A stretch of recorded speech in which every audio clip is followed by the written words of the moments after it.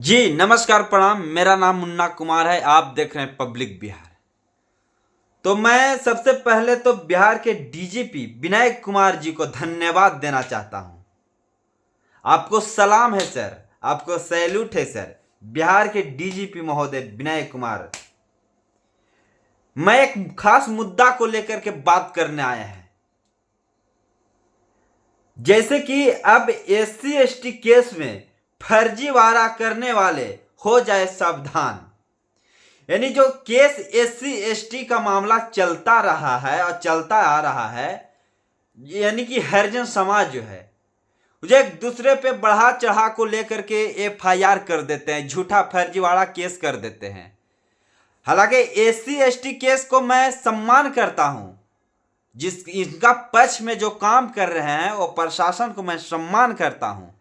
SC ST case को लेकर के मैं सम्मान करता हूं, इसका विरोध नहीं करता हूं, मगर सच्चाई को साथ कितना लोग चंद पैसा के लेकर के, चूंकि एससी एसटी केस करने वाले को सरकार, बिहार सरकार ने कुछ राशि देते हैं और वही पैसा के कारण कुछ समाज का लोग जो है एससी एसटी में कोई अदर लोग को फंसा देते हैं, बैकवर्ड फॉरवर्ड लोग को फंसा देते हैं, झूठा मुकादमा कर देते हैं, उनके साथ जीवन के साथ खेल जाते हैं, कैरियर के साथ खेल जाते हैं। तो इस पे ही एक नियम निकाले हैं बिहार के डीजीपी महोदय विनय कुमार जी। अब एससी एसटी केस में फर्जीवाड़ा करने वाले हो जाइए सावधान। गलत केस करके बनाने वाले को भी बख्शा नहीं जाएगा। अगर कोई गलत केस करता है और उस पर जांच किया जाएगा और पकड़ा जाएगा कि सच में ये निर्दोष है और इसको विरोध झूठा मुकदमा एससी एसटी किया गया है, तो उस पर भी उल्टा केस हो सकता है। यानी हो सकता नहीं है, हुआ है और उस पे ही केस होगा। पकड़ा जाएगा कि सच में एक गलत है और एससी एसटी इस पे झूठू लगा है, तो इस पे जो एससी एसटी केस करने वाले हो सकते हैं गिरफ्तार और हो सकते हैं वो अपराधी का शिकार।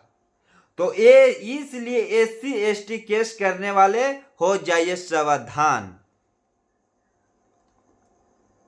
फर्जीवाड़ा केस करता है फिर झूठा केस बनाकर किसी के आरोपी बनाया, उसके ऊपर रिटर्न एफआईआर कर दिया जाएगा और उसके ऊपर कार्रवाई भी की जाएगी। कहीं कहीं ऐसा होता है भी कि झूठा केस में जबरन उसे फंसा दिया जाता है। तो मैं बिहार सरकार को धन्यवाद देना चाहता हूं और उससे ज़्यादा मैं बिहार के डीजीपी विनय कुमार जी को मैं धन्यवाद देना चाहता हूं। आपको सैल्यूट है सर। जो ये सोच आप कुछ दिन पहले ही निकाल देते तो ये लोग के लिए बहुत अच्छा था, मगर फिर भी कोई बात नहीं। मगर ये सच है कि चंद पैसा के लिए झूठा केस एससी एसटी में भी लोग फंसा हुआ है। बहुत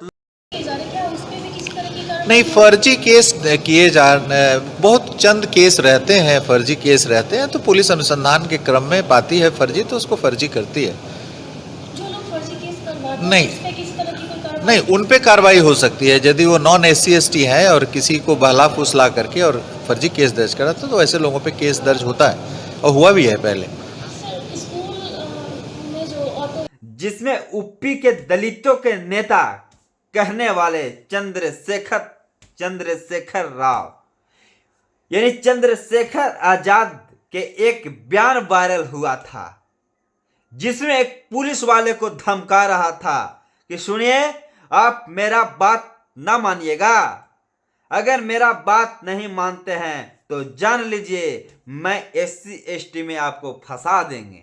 बताइए, इतना बड़ा नेता के क्या ये बात शोभा देता है? वो भी एक वर्दीधारी को, आप एक वर्दीधारी को धमका रहे हैं, कहां तक के सही है?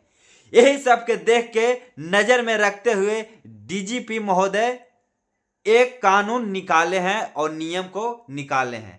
तो मैं एससी एसटी में थाना प्रभारी से मैं विनती करना चाहता हूं कि इस चीज को लेकर के और डीजीपी के बात को, सम्मान को लेकर के आप काम करने का प्रयास कीजिएगा। हर बिहार में हर SC ST थाने महोदय से मेरा विनती यही रहेगा। जय हिंद, जय भारत।